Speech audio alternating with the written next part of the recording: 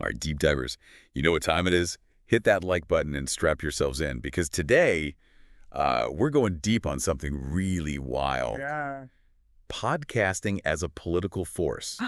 I like it. You wouldn't think those two things go together, but You know what's fascinating to me? yeah, It's how podcasting, which seems so laid back and so informal, right. has become this incredibly powerful force in politics. Yeah.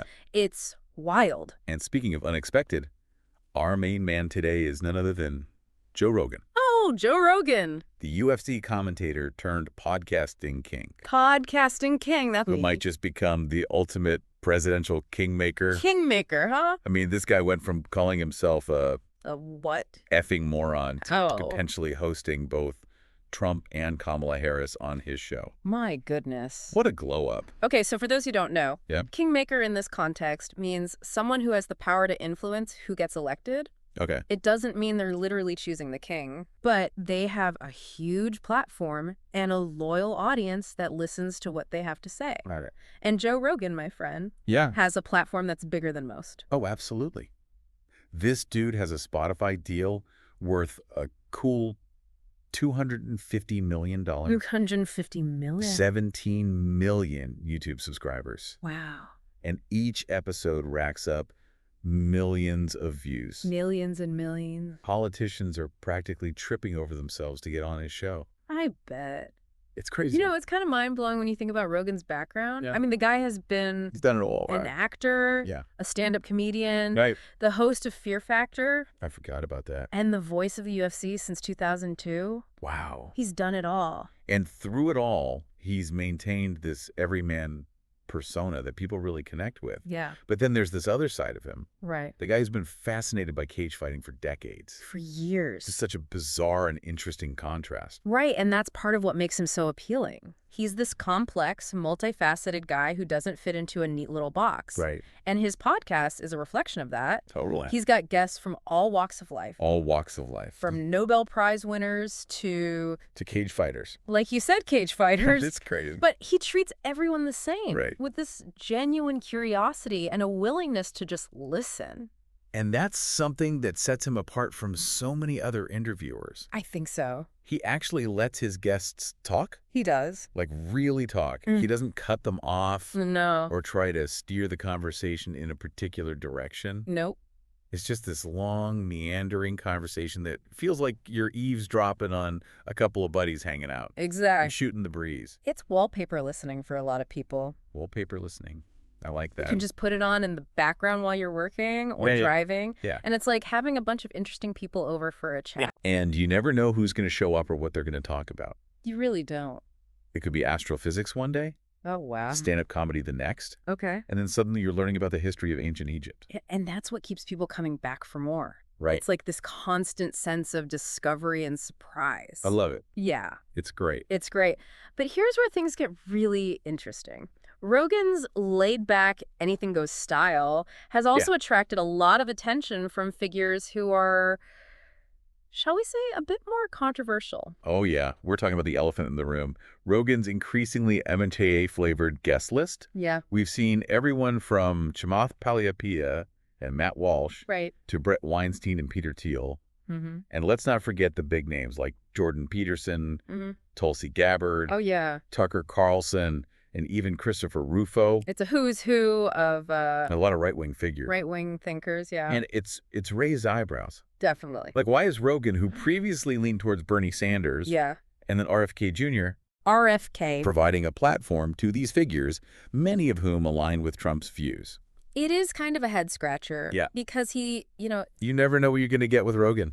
he's maintained that he's not a journalist. Right. He's just having conversations. Right. He's all about open dialogue and exploring different perspectives. Right. But at the same time, you have to think about the platform that he's giving these figures Right. who, a lot of them have been criticized for promoting misinformation and divisive rhetoric. Yeah, and it's like, what responsibility does he have to kind of mech check or to push back on some of these things? Exactly. And so it really does raise a lot of questions, It does. especially when we think about Trump and Harris potentially appearing on his show. Trump and Harris. Oh, boy. Imagine the possibilities. Imagine. The clashes of personality. Oh, my The goodness. sheer unpredictability of it all. It would be must-see TV or must-listen podcasting, I guess, in this case. Must-listen podcasting. So let's start with Trump.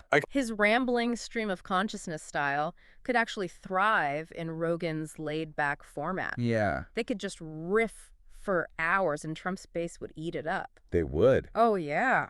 But let's not forget that Rogan, while he's known for his chill vibes, Right. isn't afraid to push back on his guests. He's not afraid to push back. He could catch Trump off guard Right. with a well-placed question or observation, He could. leading to some truly unexpected moments. Oh, man. That would be...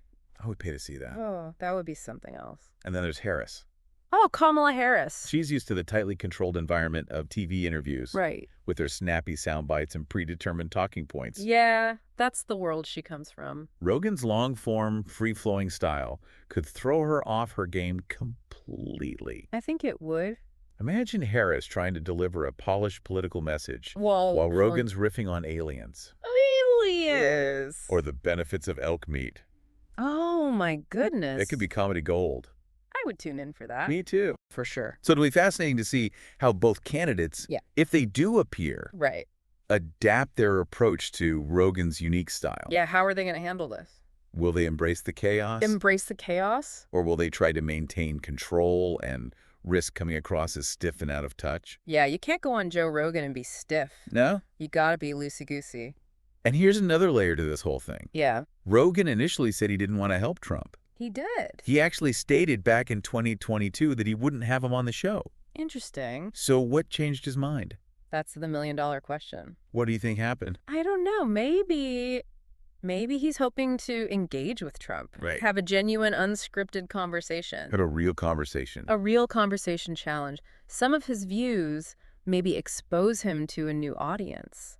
That's a good point. Or maybe, just maybe, Yeah. he's recognizing the undeniable influence that Trump still holds even after all the controversies. That's probably part of it. It's probably part of it. Because whether we like it or not, Trump is still a major force in American politics. A major force. So it's not surprising that Rogan would want to have him on his show. I get it. You know, whatever the reason, this decision has solidified Rogan's position as a major player in the political landscape. Absolutely. He's become this unlikely kingmaker. The accidental kingmaker. The accidental kingmaker wielding enormous influence over a massive audience that's increasingly turning to podcasts for their news and information. And, you know, as we head into this crucial election cycle, Yeah. Rogan's platform could very well become a battleground for hearts and minds. Hearts and minds. A place where candidates clash ideas are debated. The future of the country. And the future of the country is in some small way shaped. It's wild. It really is a wild time to be alive. It is a wild time. Podcasting is right at the center of it all. Right at the center. But before we get too deep into the political weeds, let's take a step back and consider the bigger picture. What does Rogan's rise and the growing influence of podcasting in general tell us about the evolving media landscape Yeah. and the way we consume information? That's a great question, and it's something we'll be diving into right after this quick message. Stay tuned, deep divers. All right, deep divers, we're back and ready to wrap up this deep dive into Joe Rogan and the crazy world of podcasting politics. It's a crazy world out there. It really is. It's been quite a journey, hasn't it? It has. We've explored Rogan's rise from stand-up comic to UFC commentator to podcasting giant, his eclectic guest list, his controversial leanings towards certain political figures, and the potential impact of all this on the upcoming election. And how it really makes you think. It does. Here's this guy who started out just wanting to have interesting conversations with people. Yeah. And somehow he's become this incredibly influential figure who could potentially sway the course of American politics. It's kind of terrifying. It's mind-boggling. It really is, and it begs the question, what does this tell us about the media landscape we live in today? Are we really moving away from traditional news outlets I think we are. and increasingly relying on personalities like Rogan to shape our understanding of the world? I think that's exactly what's happening. It's wild. People are tired of the talking heads on cable news, Oh, yeah. the biased reporting, the constant barrage of negativity. The doom scrolling. They're craving something more authentic, more real, more relatable. And Rogan is nothing if not relatable. He's just a dude. He's just a dude talking. Talking to people. And that's exactly what Rogan offers. Right. He's not afraid to tackle controversial topics. No, he's not. He's willing to have guests with diverse viewpoints. Very diverse. And he doesn't shy away from expressing his own opinions, even if they're not always popular. Even if they're out there. He's just a guy having conversations, and people find that incredibly refreshing. They do. You know, it's like we're all sitting around a virtual campfire. I love that analogy. Listening to Rogan and his guests chat about everything under the sun. And while those conversations might not always be politically correct or perfectly informed, Right. they're always engaging, thought-provoking, and often downright hilarious. I agree. But here's the thing. This shift towards personalities like Rogan also comes with some serious risks. Uh-oh. I mean, are we really comfortable with someone who's essentially a comedian and a UFC commentator Yeah. having this much influence over public opinion? That's the question, isn't it? It's a scary thought. It is a valid concern. And it's a question we need to be asking ourselves. You do. Does this contribute to a more informed electorate? Or does it? Or does it create echo chambers and further polarize public opinion? That's the risk. It's a double-edged sword for sure. Yeah, it is. On the one hand, Rogan's platform gives a voice to people and ideas that might not otherwise be heard. Right. But on the other hand, he's also giving a platform to some pretty questionable figures who promote conspiracy theories and divisive rhetoric. It's a tough one. Slippery slope. And it's up to each individual listener to be discerning and critical of the information they're consuming. To think for themselves. Exactly. Don't just blindly accept everything you hear on Rogan's podcast. Or any podcast. Or any podcast, for that matter. Do your own research, challenge your assumptions, and be open to different perspectives. Be open-minded. Exactly.